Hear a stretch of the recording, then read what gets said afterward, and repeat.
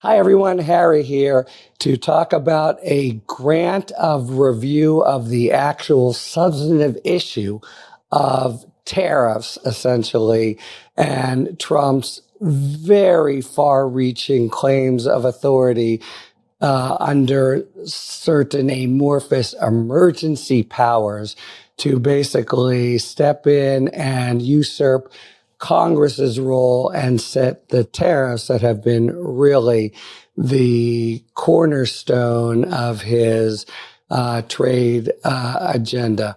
So the case has come up through a specialized court, still a federal court of the Federal Circuit that hears these kinds of special challenges to trade. And basically, you've had a series of small businesses and others say these tariffs, which are really the central feature of Trump's economic policy in his second term, have given all kinds of unpredictable effects for businesses, for consumers, and are wreaking havoc in the economy.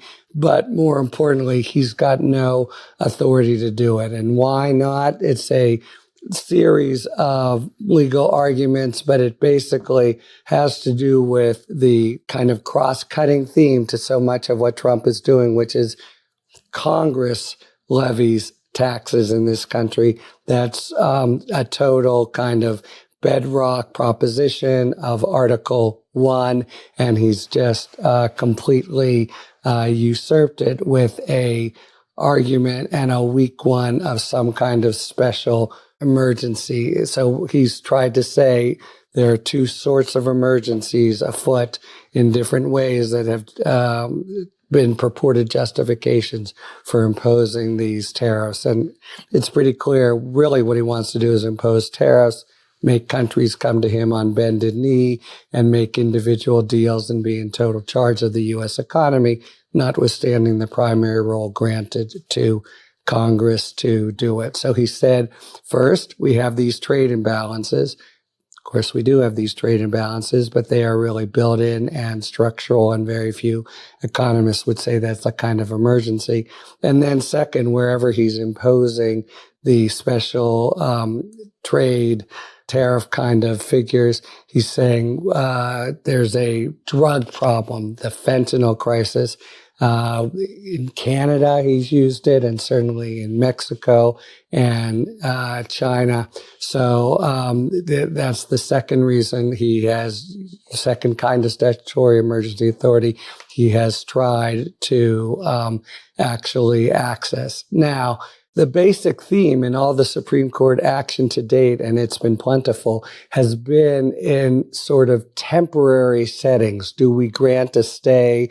Do we freeze the linebackers while we work through these different kinds of issues back down in the lower courts? And the Supreme Court has repeatedly let the government get away with having its way temporarily, but temporarily, given the kinds of far-reaching powers that Trump is asserting, is really a bit of a smokescreen here. Because if he can do it temporarily, he probably can have his way. But this is the actual full-on non-shadow docket consideration. So the Supreme Court issued an order, and it issued a hurry-up order, and as hurry-up generally means in its normal docket, not in its shadow docket, and said, okay, here's the briefing schedule. We're going to schedule this hearing for the first week in November, and that means in what typically amounts to fast tracking by the Supreme Court, it'll be decided on the merits come next June in its normal way. So it's different from the typical emergency docket that the administration has been able to exploit for all these special but provisional powers. And we've talked about this in other Substacks and YouTubes, really successful in ways that are very alarming in terms of even their temporary effects. But here we have the basic argument, all the tariffs, 10 to 25% on goods from China, Mexico, and Canada for, again, allegedly failing to stem the flow of fentanyl, and Trump's executive order saying we have these large and persistent U.S. trade deficits, which constitute an unusual and extraordinary threat to the national security and economy of the United States. So that's going to be the sort of focus in the Supreme Court. Is that something that is a sufficient trigger to do these things that clearly normally would be in the bailiwick of Congress? And of course, one of the complications here, as elsewhere, is you don't have Congress asserting its authority at all, but rather being basically passive and saying, whatever the maximum leader wants to do is okay with us. But so the front and center issue is going to be, can you use the IEEPA, the statute that has a small exception for occasional emergencies, to impose tariffs basically on the world at large? The lower court, the Court of the Federal Circuit, first as a panel, and then in the entire court, 7-4, said, there's not a delegated authority to the president to basically impose tariffs here. That still remains what the Congress's basic role. And there are certain things that you can do if you have a declared emergency. This is the base of its ruling. Not can he call an emergency here, but do they include the ability to impose tariffs, or what basically the majority wrote is the power to tax. There's really, taxes are front and center, what Congress is supposed to do, and what the Federal Circuit has said is really going on here.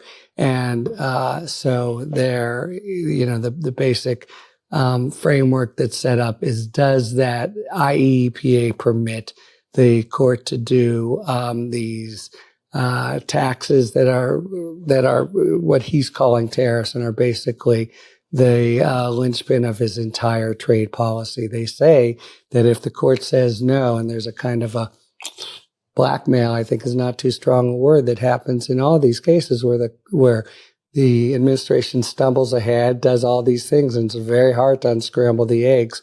And the administration is saying here, if you find we acted without authority, we're going to have to somehow give back all these tariffs. It's going to be a complete mess. Of course, the answer to that is, yeah, it is going to be a complete mess, but that's because you went ahead and exercised authority that you didn't have. But that could in practice, really sort of cast a shadow on whatever the court will do, and might kind of bifurcate the issues of, one, did they have authority, the administration, to do it in the first place? And then two, if not, what is to be said about it? So this is, again, not a sort of temporary, we'll let them do it for now, as dangerous as that can be. This is the full on, do we have the emergency authority that they're saying the administration is claiming from the 1977 Act, and basically Congress letting it undertake what is really the core, almost the signature congressional power of taxing, which is the way that the Federal Circuit construed it. So this is going to go in its normal fast track Supreme Court path, which is to say we'll know by next June, but the argument will be in November, and it's going to it's going to be the sort of signature piece until the court decides it, of the administration's continual efforts to try to take normal situations, are drugs coming in, is there a trade imbalance, make them emergencies, and completely run U.S. trade policy on that basis, displacing Congress in the process. Talk to you later. Thanks for tuning in. If you enjoyed this video and other Talking Feds content, please take a second to like and subscribe. Talk to you later.